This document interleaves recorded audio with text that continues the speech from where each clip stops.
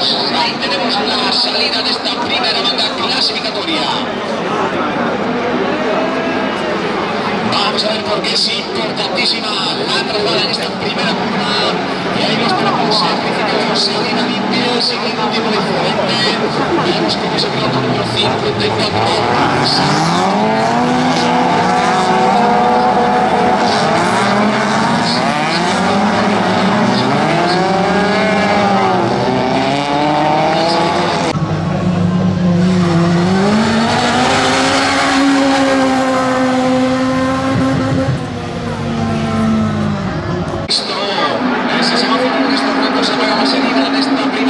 Clasificatoria, la serie de la división 2.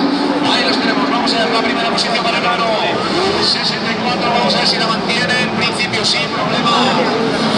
Ahí vemos ese encuentro frente a los pilotos, el número 46.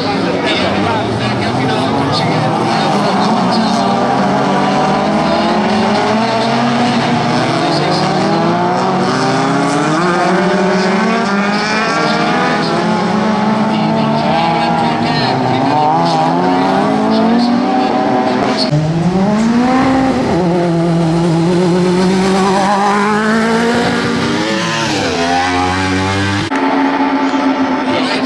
salida de esta